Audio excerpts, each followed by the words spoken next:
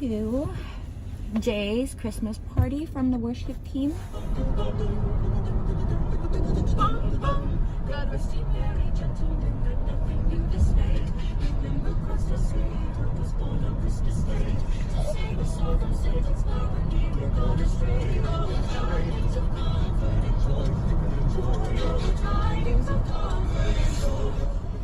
I'm super excited that I get to go. And it's so weird that Jay is old enough that she's invited to Christmas parties and she gets to invite her parents, so that's awesome. Today was pretty busy and hectic again. It's this Christmas thing, right? So I wanted to share my favorite Christmas traditions that I remember. So when me and my brother were little, my dad and my mom, they will not set up the tree until on the 24th, right? So, because in Europe, that's when we celebrate Christmas. It's Christmas Eve for you guys. So we'll be with our grandma, or we'll be wherever, hanging out with our cousins while they set up the tree. So it was really cool. When we got home, we'll sit in the dining room and we'll have like candles up and we'll just sit there and talk. They set up everything in the living room and then they turned the electricity off because we're just sitting there with candlelight and just talking, and that was so amazing.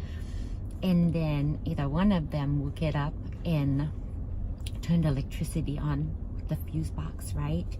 And my dad, he will put the record player on and he will put the needle right where, like right on that Christmas song where you hear just bells ring. And it was so magical. It was just so amazing. And then, you know, they turned the electricity on and then the lights will come on the Christmas tree, and I door to the living room. It was like a glass door, and so we could hear it. And then they told us that the Christ child is now preparing for us. So we were sitting in the dining room and we were like, oh, it's happening right now. It was so magical. It was just super, super amazing. So I wanted to share that. It was so cool. And then I think about how we totally got away from that, right? I got older, and of course, every year with Christmas, I do get sad because you know, with me living here, and my dad, he lives in Asia right now, and my brother's in Germany. And yes, my mom's here with me, but still, there's so many people I miss. I think I'm doing a little better this year because I am so much closer to Jesus now, where I understand what we celebrate now. Jesus brings me so much joy in understanding that we are celebrating him. Then I think about, wow, look at God. I mean, he gave us his son. That's such a big deal. And then all the amazing things that Jesus did. So it's like a happy time, right?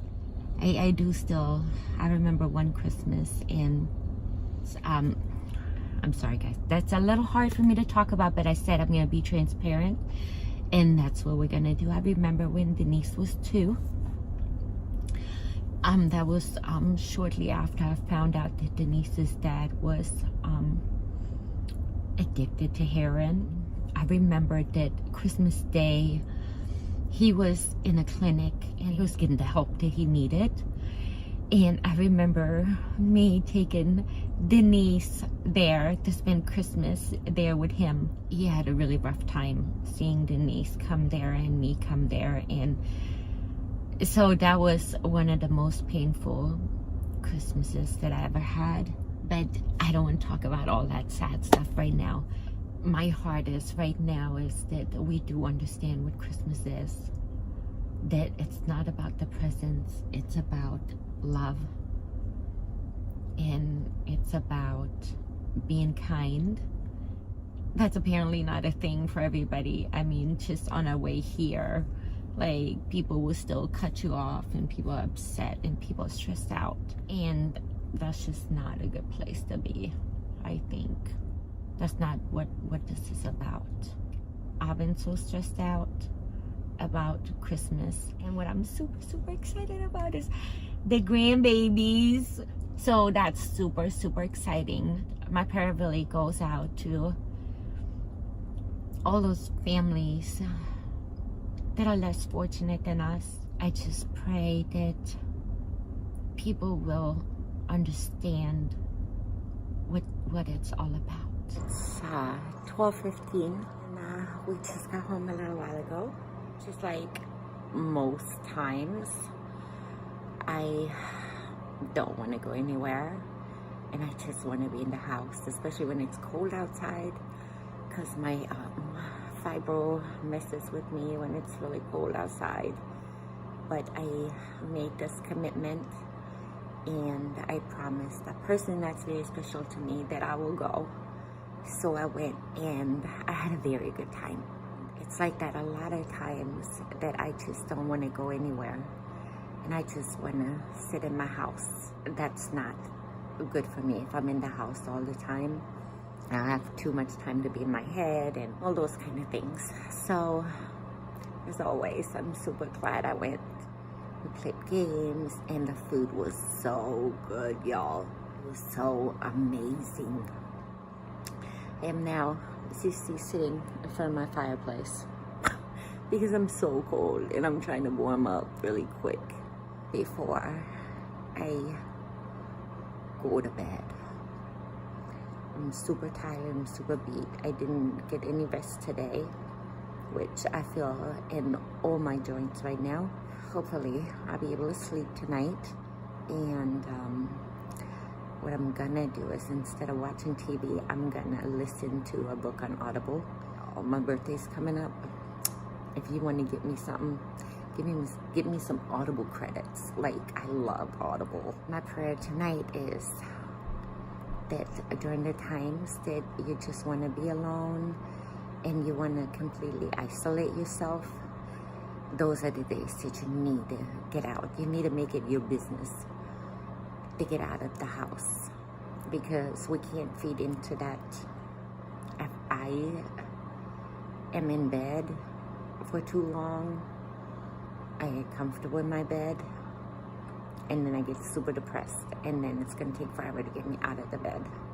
Or if I'm in the house nonstop, like 80% of the time that I leave my house, I do not want to leave this house, but I do it anyway. That's a big part of being okay.